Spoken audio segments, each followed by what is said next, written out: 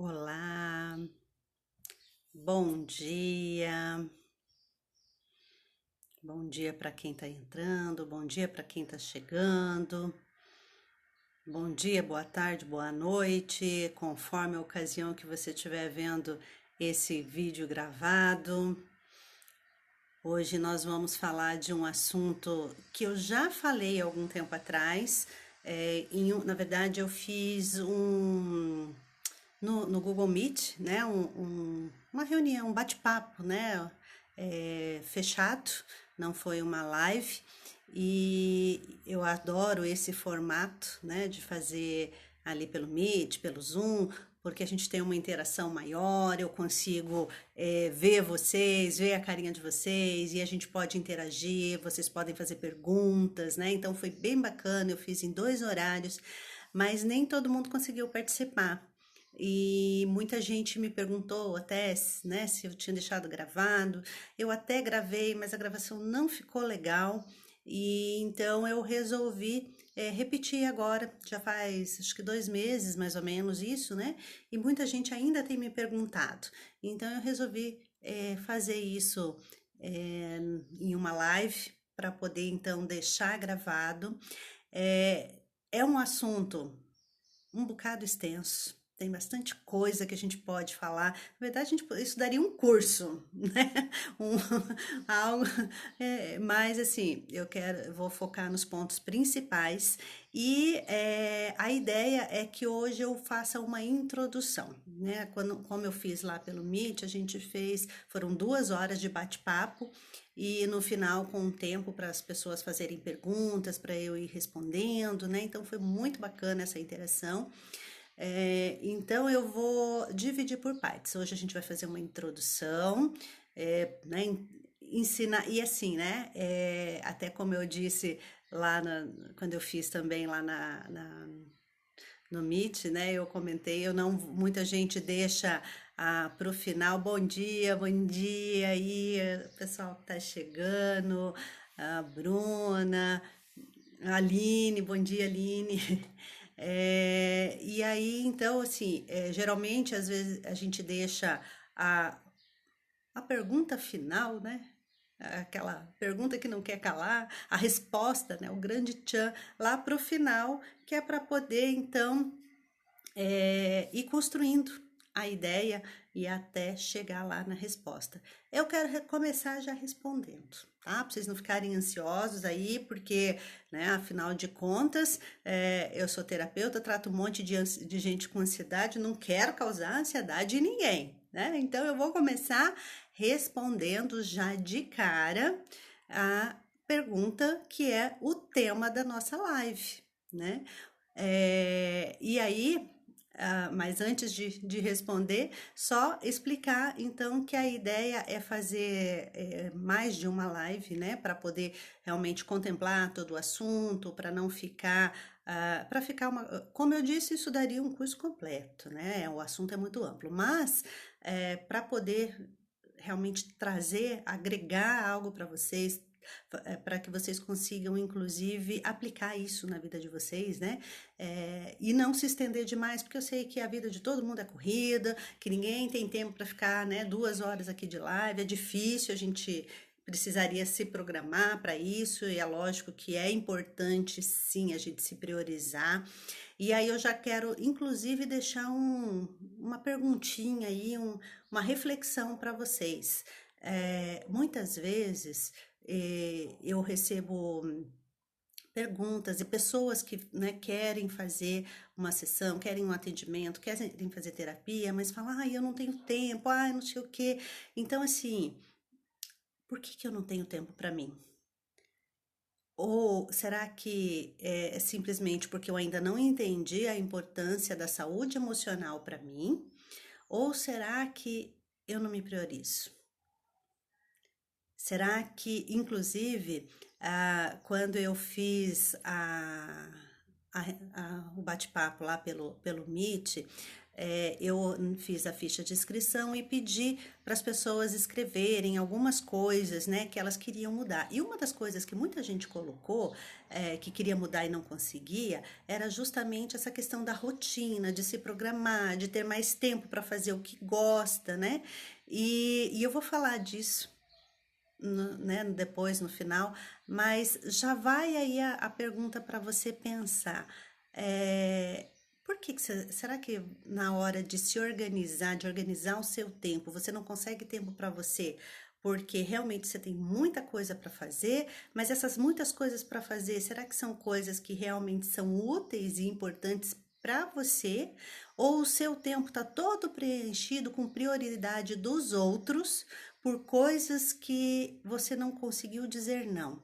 E de repente não era nem, mesmo sendo de outra pessoa, não era nem tão importante ou tão urgente assim, mas você não consegue dizer não e vai pegando outras coisas, coisas de outras pessoas para fazer e não consegue dessa forma tempo para você, para fazer aquilo que é importante para você, né? Então, comece aí pensando, refletindo sobre isso, tá? E agora, então, depois dessa introdução, de explicar então que esse assunto ele não vai se encerrar hoje, eu vou fazer outras lives, né, a respeito do assunto. Então hoje a gente vai fazer ali uma introdução, já respondendo essa pergunta, mas teremos outras lives. Semana que vem vamos ter outra já, segunda, né, para e realmente explorando o mais detalhadamente possível esse tema, tá bom? Dentro do que é possível numa live, né? Então vamos lá. Para quem tá aí, se quiser ir colocando, escrevendo enquanto eu vou falando, quiser ir escrevendo aí o que é que gostaria de mudar e não consegue, qual a dificuldade, não vai colocando aí que depois eu vou anotar, e se não for possível hoje, na próxima live eu respondo, tá bom? Mas vamos lá então. Por que é que muitas vezes a gente faz alguma coisa mesmo não querendo fazer, mesmo querendo mudar? Sabe aquela coisa que você promete para você mesmo: poxa vida, eu não queria ter feito isso, isso não tá legal, eu quero mudar, isso tá me prejudicando, isso né, não gosto desse meu jeito de ser, e aí, de repente, você fala: não vou fazer mais isso. E aí, a próxima vez que acontece alguma situação semelhante, quando vê, pronto. Você já fez de novo, já reagiu daquela forma, já disse sim, querendo dizer não, enfim, né? Tantas coisas que podem acontecer aí que você jura que não vai fazer mais aquilo e depois você faz. E aí você se sente culpada, você se sente frustrada, porque não consegue, se sente impotente, né? Incapacitada, porque, poxa vida, eu sei que tá errado. Muitas vezes o nosso problema, muitas vezes, não é entender o que eu preciso fazer, mas é conseguir fazer isso que a gente sabe que é preciso e a gente não consegue, né? Então, por que é que isso acontece? Porque muitas vezes a gente ouve falar assim: não, para mudar eu preciso ter consciência. E isso é verdade? Como é que eu vou mudar se eu não sei que eu tenho que mudar? Mas muitas vezes a gente sabe o que a gente quer mudar, a gente sabe às vezes até o que a gente quer fazer, o que a gente precisa fazer, e mesmo assim a gente não consegue fazer, né? É o caso também de, por exemplo, você ouve uma live como essa, você vai num evento, você ouve uma palestra motivacional e você sai de lá assim, cheio de gás e fala: não, agora a coisa vai, né? Mas quando chega no dia seguinte, parece que tudo volta ao normal e aí aquilo vai se perdendo e você realmente, quando olha para trás alguns dias depois, fala: e daí? Não consegui, né? Por quê? Então, por que é que isso acontece? Por que é que eu não consigo fazer aquilo que eu quero fazer? Por que é que eu não consigo mudar aquilo que eu quero mudar? A resposta é muito simples. Eu faço o que eu faço, do jeito que eu faço, e mesmo querendo eu não consigo mudar, porque foi assim que eu aprendi. Tchau, muito obrigada, gente. Era isso que eu tinha para falar para vocês. Até mais. Brincadeiras à parte, mas é isso, né? Por que que eu ouço uma palestra motivacional e depois eu não consigo pôr em prática? Por que que eu reajo de uma forma? Por que que eu grito com os meus filhos e depois eu me arrependo e juro que eu não vou fazer mais, mas dali a pouco eu tô fazendo de novo? Por que é que eu digo não, digo sim, quando na verdade eu queria dizer não? Por que é que mesmo prometendo para mim mesma que eu vou mudar, e agora nós estamos na época propícia para isso, né? Final de ano, geralmente a gente faz aquele balanço do que é que aconteceu esse ano, do que é que eu quero, faz um planejamento, né? Tem muitos que têm esse hábito de fazer o planejamento e fica aí a dica que mês que vem eu vou fazer junto com vocês um planejamento para 2022. E a gente então promete um monte de coisa, né? As famosas promessas de final de ano. Mas o ano passa e chega nessa época que você vai olhar as promessas que você fez lá no início do ano, muitas delas simplesmente se perderam ao longo do ano, né?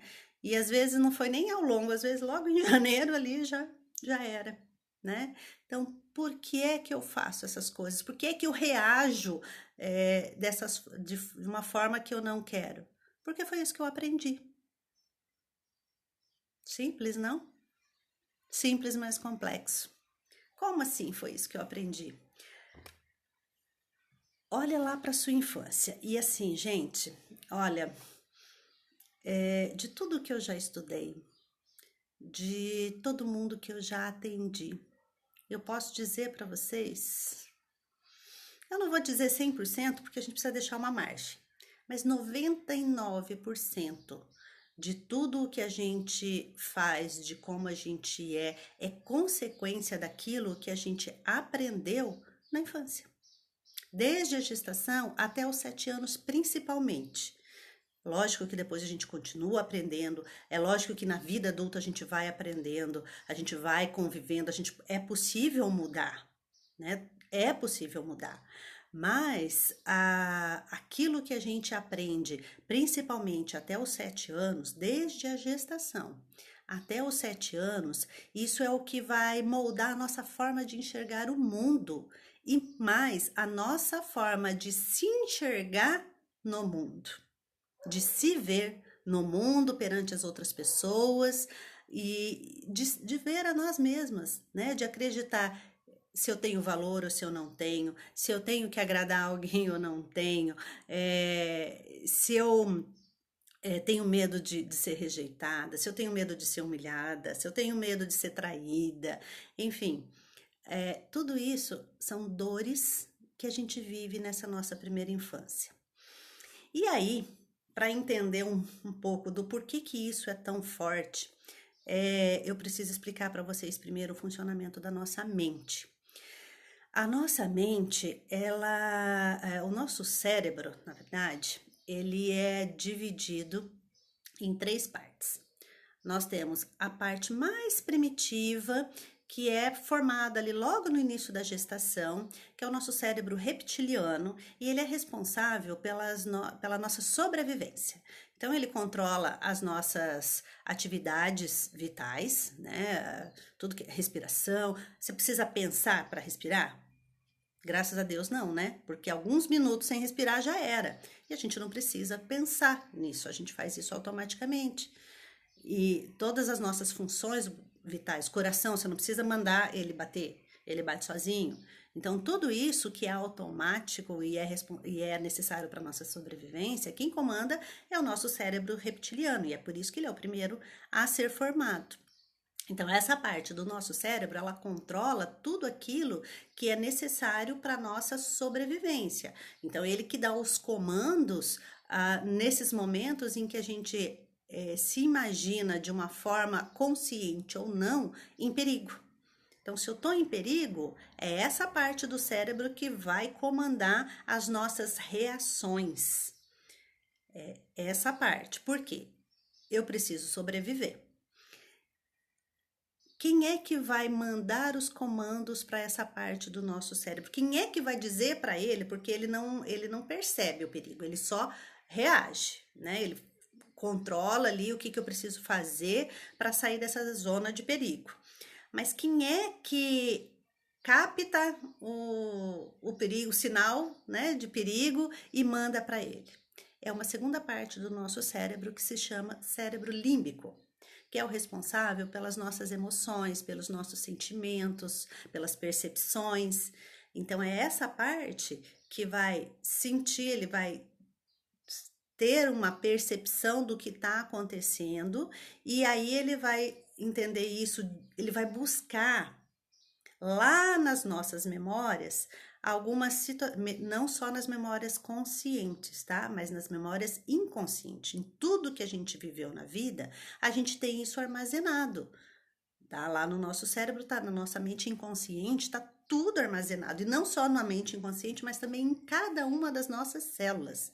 A epigenética, que é uma ciência, né, que estuda além da genética, né, não só aquilo que a gente herda, por exemplo, de características físicas, né, mas muito além disso, a epigenética nos mostra que a gente herda também a forma de sentir, a forma de pensar, a forma de agir. A gente aprende com as circunstâncias, com as pessoas que estão ao nosso redor.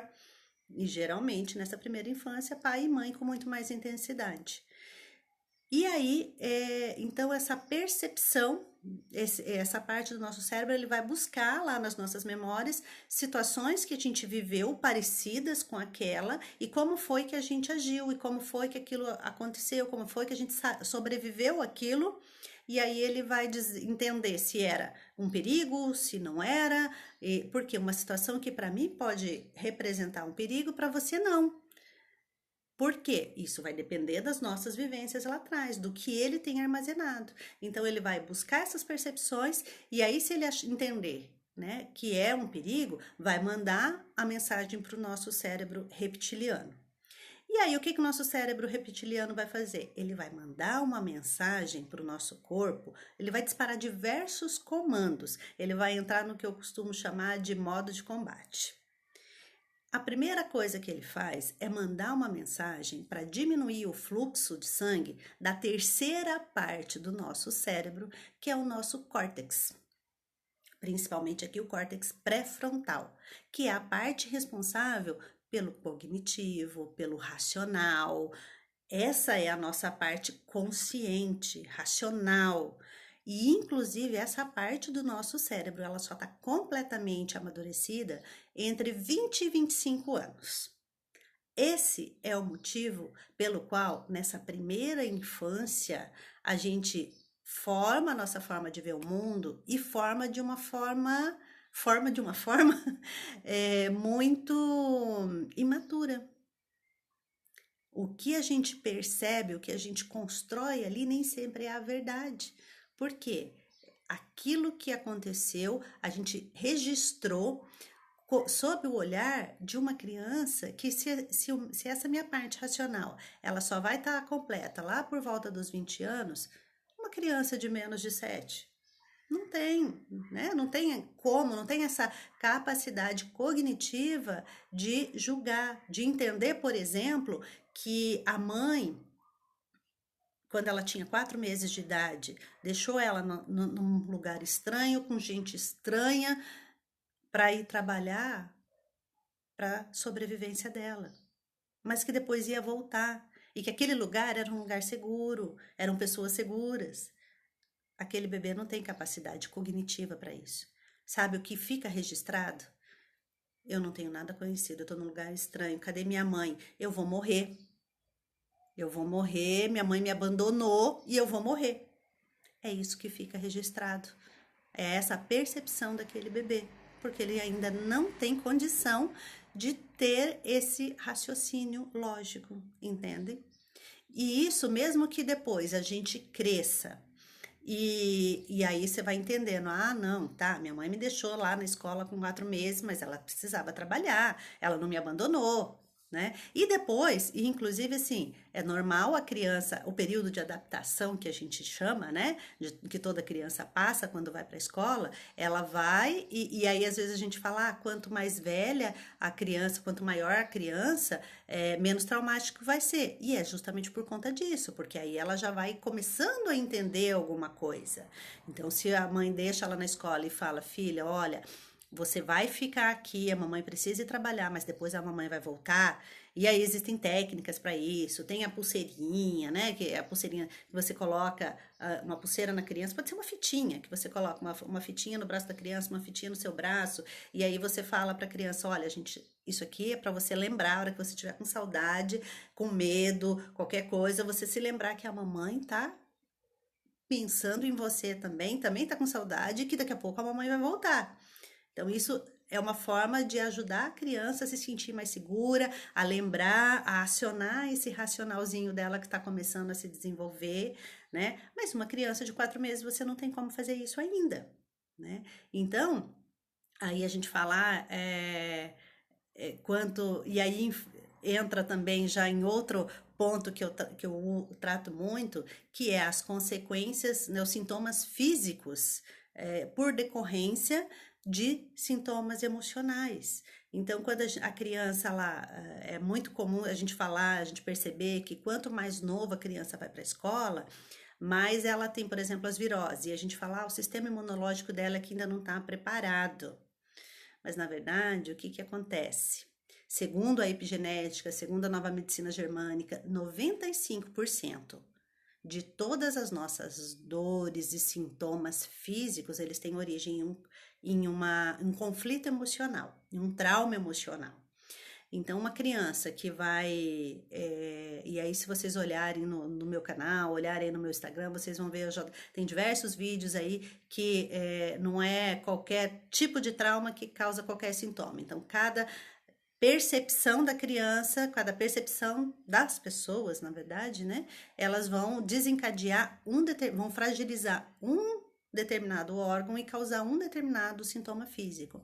Então, quando a gente fala em virose, o que geralmente, quais são os sintomas da virose? Então, primeiro, tranca o nariz, aquela coriza, às vezes uma dorzinha de garganta, e aí, às vezes, vômito, diarreia, né? Geralmente, esses são os sintomas básicos.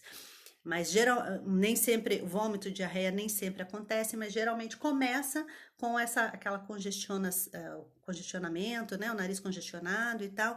E o que fragiliza todas as nossas vias aéreas? Não estou conseguindo sentir o cheiro da minha mãe. Para que serve o nariz? Ele serve para respirar, tá? Mas esse não é a função principal dele, primeira dele, né? Não é a primeira, porque se eu trancar o nariz, eu respiro pela boca. Então, a função principal do nariz é sentir o cheiro, né? E aí, a criança, vocês já ouviram falar que a criança, quando nasce, ela sente o cheiro da mãe, ela conhece a mãe pelo cheiro, porque quando ela nasce, ela nem consegue enxergar direito ainda, mas ela conhece a mãe pelo cheiro. E aí, de repente, ela perde esse cheiro. Não tô conseguindo mais cheirar minha mãe, não tô conseguindo encontrar minha mãe, isso não tá me cheirando bem, né? E aí, depois que a gente é adulto, que a gente vai crescendo, os conflitos vão tendo essa percepção também. Isso não tá me cheirando bem, eu tô perdendo o cheiro de alguém que eu gosto, eu não tô conseguindo mais sentir, tô com medo de perder o rastro desse cheiro. Isso tá me cheirando separação, isso tá me cheirando morte. Então, os medos de separação, os medos de morte, de eu não estou conseguindo captar o cheiro daquela pessoa, daquele lugar, daquilo que eu me sinto segura, protegida, me faz sentir medo de morte, medo de morrer, medo de ser abandonada. E aí, então, o que que eu faço? Se eu estou sentindo esse cheiro e isso não está me cheirando bem, o que que o meu corpo entende? Que eu preciso, então, trancar esse nariz para não sentir esse cheiro mais. Isso não está me cheirando bem, eu não quero sentir esse cheiro, então tranco meu nariz. E aí, essa situação de ficar longe da minha mãe, de ficar aqui nesse lugar que eu não conheço, com gente que eu não conheço, isso eu não tô conseguindo digerir isso. Tá muito difícil. Isso é demais para eu engolir. Então, o que eu faço? Eu preciso vomitar aquilo. Eu não tô conseguindo digerir. E aí, quando a gente é adulto, também é esse o sentido. Aconteceu alguma coisa, às vezes a gente fala, ai, aquela comida não me fez bem. Será que foi a comida que não fez bem? Ou será que foi o que aconteceu antes ou depois, logo ali, ou até durante o momento que você estava comendo, que você não conseguiu digerir? E aí você precisou botar para fora. E aí, assim, mesmo vomitando, às vezes alguma coisa desce. E aí aquilo que desce eu não tô conseguindo assimilar, né, tentei botar para fora, tentei digerir, mas eu não tô conseguindo assimilar. Para que serve o intestino? Para assimilar os nutrientes, né, lá no estômago ele digere e o intestino ele vai assimilar os nutrientes daquilo que a gente comeu. E quando eu não estou conseguindo assimilar o que está acontecendo, eu não estou conseguindo ver nada de bom nessa situação, eu quero me livrar disso logo. Então eu tenho diarreia, tá?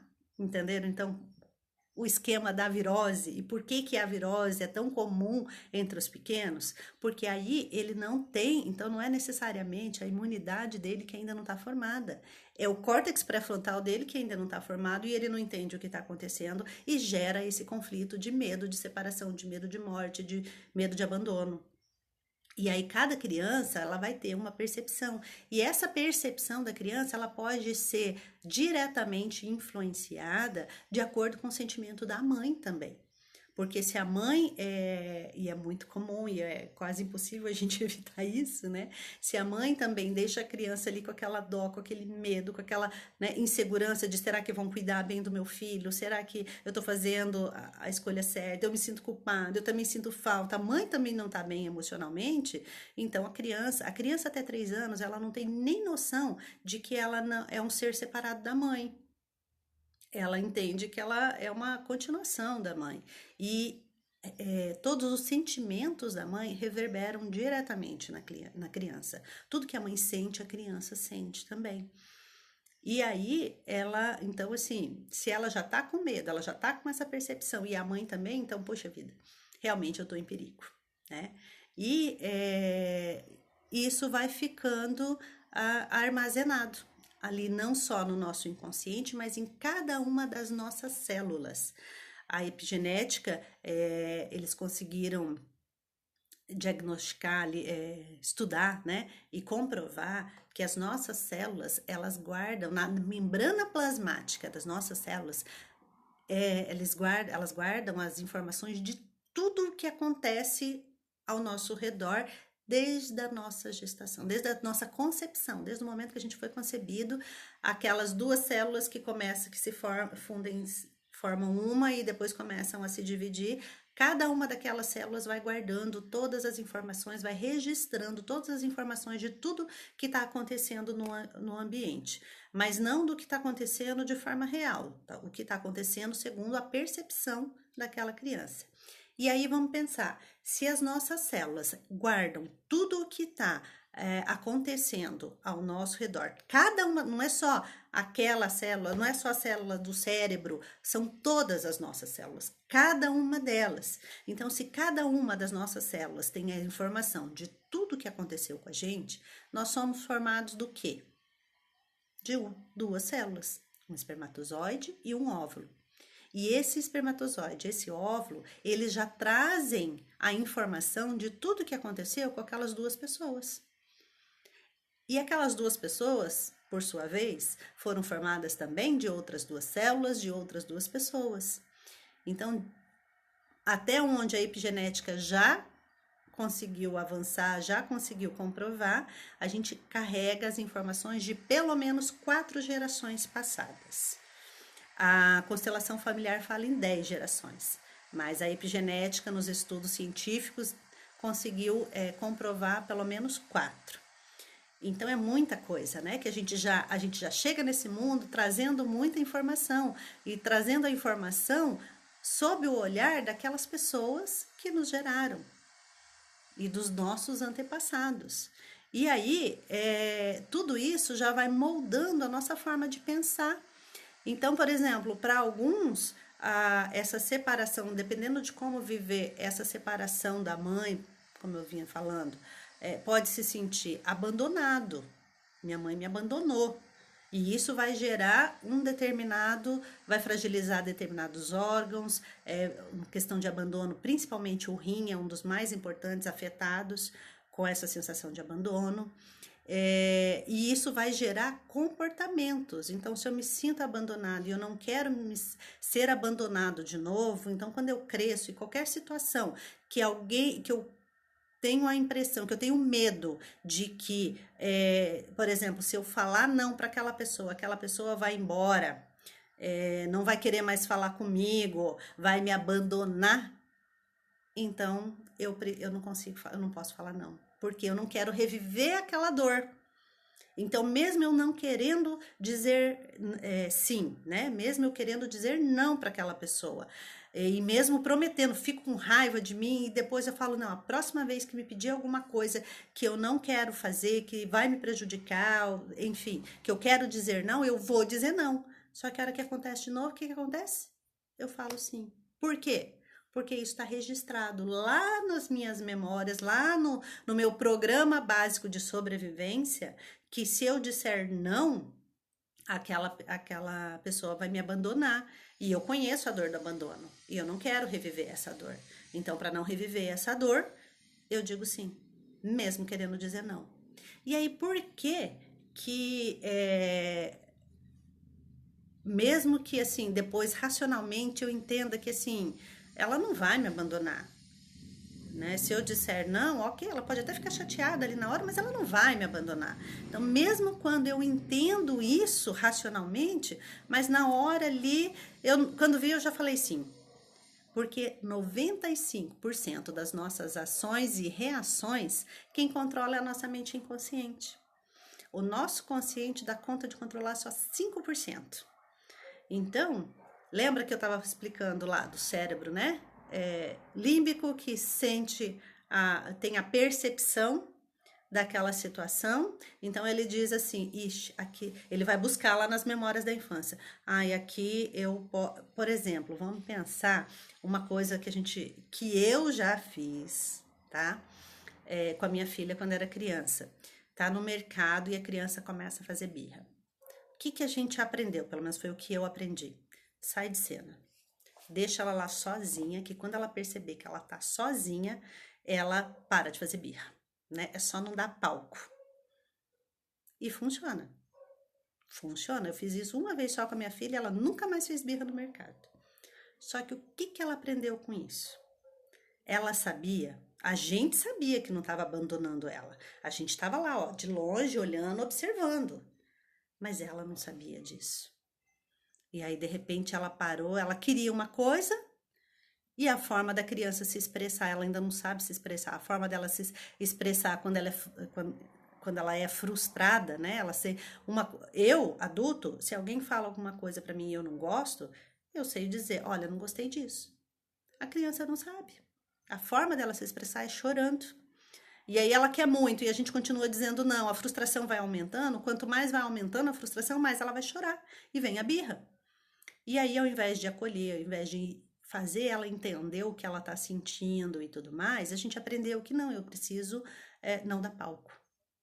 E aí a criança tá ali frustrada, profundamente frustrada, chorando, tentando se expressar e de repente ela olha e cadê? Tô sozinha, me abandonaram. E aí, se ela teve ainda uma percepção dessa, de, por exemplo, ter sido deixada na escola muito cedo, né? Já tem esse medo do abandono dentro dela, isso vai ser mais intenso ainda. Esse medo e isso já gera um trauma na criança. E aí, até ela encontrar você e tal, ela vai viver um medo de morte, um medo de me sentir abandonada. E agora o que vai ser da minha vida? E aí, quando ela cresce, o que ela aprendeu? Se eu expressar a minha vontade, o outro vai me abandonar. É só isso que a gente ensina, a gente consegue efetivamente que ela pare de fazer birra, mas não porque ela entendeu que fazer birra é errado, porque ela ficou com medo de ser abandonada, porque ela ficou traumatizada. E aí ela vai crescer e quando ela crescer, qualquer um que disser alguma coisa para ela que ela não quiser dizer não, ela não vai conseguir dizer, porque ela tem medo de ser abandonada. Entenderam? E aí, Mesmo quando a gente aprende isso, nem sempre, ainda assim, nem sempre a gente consegue o dizer o não, porque a gente entende no racional. Mas lembra que eu estava explicando? Na hora da emoção, o que que aconteceu? Ai, aconteceu uma situação, se eu disser não aqui, se eu expressar minha vontade, eu posso ser abandonada. Então, nesse momento, eu estou em perigo. Porque lembra, o nosso cérebro vai buscar lá atrás as experiências que a gente teve, como é que aconteceu, para saber que decisão tomar, que rumo tomar para minha sobrevivência. Então, alguém falou alguma coisa, automaticamente ele já fez a relação. Ai, quando eu me expressei lá atrás, eu fui abandonada. Então, eu posso ser abandonada de novo. E essa é uma dor intensa e eu não quero viver isso de novo. Então, o que que eu faço? Eu diminuo o fluxo de sangue do nosso córtex pré-frontal, responsável pelo nosso racional, porque daí ele não vai agir. Daí eu não penso. Na hora que esse alarme dispara, eu não penso, eu só reajo para minha sobrevivência. Porque vamos pensar, se realmente eu tivesse em perigo, se fosse um perigo real, e eu ficasse aqui parada pensando, ah, será que eu vou para cá? Será que eu vou para lá? Tá vindo um leão. Tá se aproximando um leão, tô em perigo. E aí, se eu fico pensando, olhando pro leão e pensando, ai, será que eu corro? Será que eu fujo? Será que eu subo naquela árvore? O que será que eu faço? Já era, né? Então eu não posso parar e ficar pensando, eu tenho que reagir. Isso tem que ser rápido. Então é por isso que diminui o nosso fluxo sanguíneo aqui, eu paro de pensar e aí eu vou reagir e vou reagir de acordo com o histórico que eu tenho em situações desse tipo. Quais foram os comandos que eu aprendi nesse momento? É isso que eu vou executar. E aí existe toda uma descarga, inclusive hormonal, nesse momento. O nosso cérebro vai mandar mensagem lá para a nossa suprarrenal, ela vai produzir mais cortisol, às vezes vai diminuir a insulina no nosso, vai mandar mensagem para o pâncreas, diminuir a insulina para eu poder ter mais açúcar no sangue. Por quê? Se eu estou em perigo, eu vou ter que lutar ou eu vou ter que fugir. Lembra que eu falei que a gente está em modo combate? Então eu vou ter que lutar, eu vou ter que fugir, o que for, o que eu tiver de programação, de acordo com o que eu tiver de programação lá atrás. E aí, se eu vou, seja para lutar ou seja para fugir, eu vou precisar de muita energia. E se eu vou precisar de muita energia, qual é a forma de eu ter energia mais rápida no corpo? Açúcar. Essa é a origem da diabetes. Se são conflitos que acontecem comigo com frequência nesse sentido, eu desenvolvo, aquilo vai ficar tanto tempo desregulado que eu vou, chega um momento que a minha suprarrenal já não produz mais insulina porque, ou produz uma quantidade muito baixa porque eu estou precisando de muito açúcar, porque eu estou precisando de muita energia para enfrentar isso que eu estou enfrentando. E aí também vem, né, o cortisol com a adrenalina, que produz adrenalina e tudo isso para que eu possa então estar mais preparada para lutar ou para fugir, tá? Então é isso que acontece e aí eu vou buscar essa programação e eu reajo da forma que eu tenho lá programado, da forma como eu aprendi, e da forma como em algumas situações não fui eu, nem eu mesma que agi, mas meus pais agiam assim e eu tenho isso registrado, então foi o que eu aprendi, que nessa situação é assim que eu reajo. E deixa eu ver o horário, 9 horas, 9 e 6, então assim, a minha proposta hoje era uma live curta de meia hora, para introduzir esse assunto. Então eu vou dar um exemplo aqui de um atendimento que eu fiz e assim eu acho que esclarece bem o funcionamento disso. E, né, vou encerrar essa primeira parte aqui e a semana que vem a gente volta para dar início, então, para dar continuidade a esse assunto, para falar um pouco mais, para entender um pouco mais de como é que a gente muda essa programação, ok? Então, muitas vezes a gente vê, e assim, estamos aí chegando no, no dia da violência doméstica, né, do combate à violência doméstica, e muitas vezes a gente se pensa assim, a gente vê mulheres que ficam em relacionamentos abusivos, sejam eles físicos ou emocionais, né? Mas e a gente fala, poxa, às vezes é uma mulher inteligente, né, com alto nível de instrução, e você fala, gente, como é que essa mulher se permite, né? Como é que ela fica nesse relacionamento? É, e às vezes, assim, a minha sogra costuma dizer assim, que a mulher que apanha do marido, a primeira vez ela tem dó, a segunda vez ela acha bem feito. Porque assim, apanhou uma vez, né, ó, foi pega de surpresa, ok, mas a segunda vez, espera lá. Não, você tem que tomar uma atitude, né? Mas a gente vê mulheres que ficam presas nisso e não conseguem tomar essa atitude. Que às vezes elas até na hora que, né, que passou ali, que elas querem, que elas tentam se separar, mas depois o cara vem, vai, né, aquela conversa amolecida para acalentar bom vinho sonolento, vou conversa mole para boi dormir, e cai de novo, né? E volta. E aí a gente fala, gente, mas por quê? E é exatamente por isso.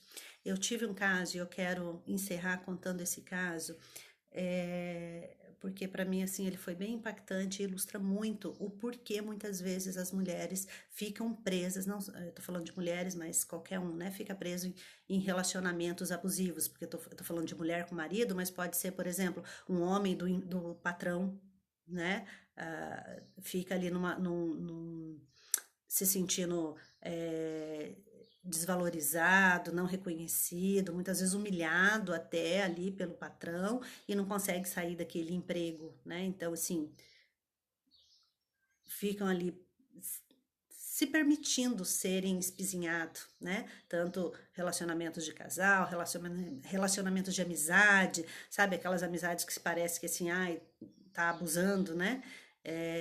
Por que que a gente se prende a essas relações? Porque foi isso que a gente aprendeu lá na infância. E como é que a gente aprende isso? O caso que eu vou contar, ele é extremo, mas existem formas mesmo que mais sutis de chegar a isso. Uma cliente chegou para mim e ela tinha muito problema com a mãe e muitos traumas. Realmente a vida dela era bem complicada, ela teve muitos traumas e a mãe e o pai brigavam muito. E nessas brigas o pai era muito violento com a mãe. Mas violento assim, dela ver sangue voando, dela ter assim uma das primeiras memórias da vida estar no estacionamento, dentro do carro, no estacionamento do hospital esperando a mãe sair porque foi no pronto socorro porque quebrou o braço, né? O pai na briga quebrou o braço da mãe. Então assim, violência pesada mesmo, né? E uma criança que cresce submetida a esse ambiente, é óbvio que ela traz muitos traumas na vida. E aí ela trazia muita mágoa da mãe, de que por que é que a mãe nunca saiu dessa situação? Por que que ela permaneceu nesse casamento dessa forma, né? Porque se ela tivesse saído, tinha evitado tanta coisa, tanto sofrimento, não só para ela, mas para os filhos, né? E aí eu fui entender um pouquinho, perguntar para ela um pouquinho da história da mãe, como é que foi a história da mãe dela, né, quando criança e tal. E aí, assim, uma né, das indignações é que a avó é, teve um casamento assim também, o marido era também muito violento, morava lá no norte e chegou um momento que ela não aguentou mais e aí ela sabia que se ela se separasse ele poderia até ir atrás, querer matar, enfim. Ela pegou os filhos e foi embora, né? Foi embora, sumiu, né? Veio, não me lembro se foi São Paulo ou Rio de Janeiro, acho que foi São Paulo. Catou os filhos e, né? Sumiu. E aí ela ficava então indignada, por que que a mãe não fez a mesma coisa? E aí o que que aconteceu com essa mãe então quando veio embora? Né? Criancinha muito pequena, a avó, a mãe, né, não tinha dinheiro, teve que morar numa favela e teve que ir trabalhar, foi trabalhar de empregada para poder sustentar aquelas crianças. E não tinha, não conhecia ninguém, não tinha com quem deixar, né, morando na favela. E aí, então, o que ela fazia? Ela deixava os filhos sozinhos em casa. Eu não lembro a quantidade de crianças, eram 4, algo assim. E a mãe dela era a caçula, a menorzinha. e ficava então ali com os irmãos mais velhos ali, que eram crianças, mesmo sendo mais velhos, eram crianças. E a mãe ia trabalhar. E aí ela disse que a própria mãe sempre fala: eu era muito ruim quando era criança, todo dia minha mãe chegava e me batia. Mas como assim ela era ruim? Por que ela tinha que apanhar todo dia? É porque ela fazia muita arte, ela era muito arteira. A mãe chegava em casa, ela tinha feito muita arte e ela apanhava. E era só ela, os outros não. Aí eu parei, perguntei pra ela, falei, escuta, será que ela era muito... E a mãe dizia pra ela, você é muito ruim, você precisa apanhar. Eu preciso ir trabalhar pra, né, trazer comida pra vocês e você fica fazendo isso, você é muito ruim. E aí batia pra que ela aprendesse a não ser ruim. Só que aí o que ficou na memória dessa criança? O que aconteceu? Daí eu perguntei pra ela, né? Falei, mas o que ela fazia? Será que ela realmente era ruim? Será que ela era tão arteira? Ou ela era uma criança sozinha em casa com outras crianças, sem um adulto para cuidar, para ensinar, para dizer o que é, olha, não mexe aí que é perigoso. Ó, se você subir aí você cai. Ó, se você pegar isso pode quebrar. E aí ela se assustou. Ela falou: "Nossa, eu nunca tinha pensado nisso". Não é? Então, o que ficou? Aquela criança, ela fazia coisas normais, de criança. Ela só estava sem orientação nenhuma de um adulto. E aí, para piorar ainda mais a situação dela, essa mãe chegava, né? Ela estava se sentindo totalmente desprotegida e essa mãe chegava e batia nela e dizia: "Você é ruim, você merece apanhar, você é ruim, você merece apanhar". Então, o que essa criança cresceu ouvindo e acreditando? Você é ruim, você precisa apanhar. Você é ruim, você precisa apanhar. O que aconteceu, a culpa é sua. Né? Você tá apanhando, a culpa é sua, você que é ruim. E a criança nem entendia muitas vezes o que ela tinha, tanto é que ela nunca falou o que ela tinha feito. O que ela fazia? Ela só dizia que ela era arteira e que ela era ruim. Mas ela não sabia nem que arte era que ela fazia, porque ela era criança, ela nem conseguiu entender o que ela estava fazendo de errado. Mas ela entendeu que ela era ruim e precisava apanhar.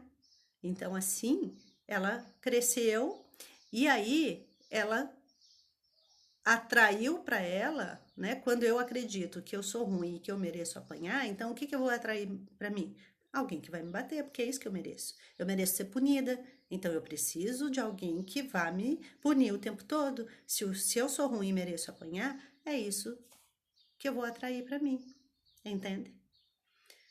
Então, quando você vê uma mulher que está num relacionamento abusivo e não consegue sair, ou um homem, de repente até o seu marido, né, que está ali no emprego, que não consegue sair daquilo, e você fala, poxa vida, ele é um banana, ele não toma atitude, o patrão pisa em cima, e ele tá ali, e ele não, né, não vai, ele tem potencial, podia pedir as contas, ir atrás de uma coisa melhor, e por que ele não vai? Porque ele não se acha merecedor. Porque provavelmente, quando ele era criança, foi isso que disseram para ele. E a nossa mente, ela acredita nas histórias que a gente conta. E acredita mais ainda nas histórias que os nossos pais ou outras pessoas que não são íntimas, que não são queridas, dizem para nós. Uma criança que é muito criticada, ela não aprende, ela não deixa de amar os pais, ela deixa de amar a si mesma. Ela não deixa de acreditar nos pais, pelo contrário, ela acredita em muito. E para provar que os pais estão certos, ela vai cumprir aquilo que eles estão falando. Então, se meu pai disse, sabe, os discursos rotulantes, às vezes não chegou nesse nível, né? Não era uma criança que era espancada, que apanhava todo dia, mas era verbal. E às vezes a agressão verbal, ela pode ser até pior do que a física. Né? Então, assim, os discursos rotulantes, você é muito burro, você não serve para nada, você não dá conta disso. E às vezes não é nem um discurso rotulante, tem um discurso que a gente chama de apequenante. Sabe aquela coisa do tipo assim, pera lá, você não vai conseguir fazer isso aqui, filhinha, deixa que a mamãe faz para você porque você não consegue fazer. E é óbvio que tem coisa que a criança não consegue, mas tem coisa que ela consegue. Então, assim, Tá, você ainda é pequena e você não consegue fazer sozinho. Eu vou te ajudar, né? Você consegue fazer isso, ó. Isso aqui você já consegue fazer. E aí, então faz isso que eu te ajudo aqui, e conforme você for crescendo, você vai aprender e já já você vai conseguir. Mas sabe aquela coisa de, ai, você não, pera lá que a mamãe vai fazer pra você. A mamãe vai te ajudar. Só que ao invés de ajudar, você faz por ela. Então o que que ela vai aprendendo? Que ela não é capaz, que ela não consegue. E aí, quando a gente tem as críticas, né? Ah, você é isso, você é aquilo e tal, então você não deixa de amar os pais, você deixa de amar a si mesmo. Você não deixa de acreditar nos pais, você acredita, até porque se você acreditar, se você entender que eles estão mentindo, então você vai entender, o raciocínio é: meu pai mentiu sobre isso, então ele falou isso porque ele não me ama.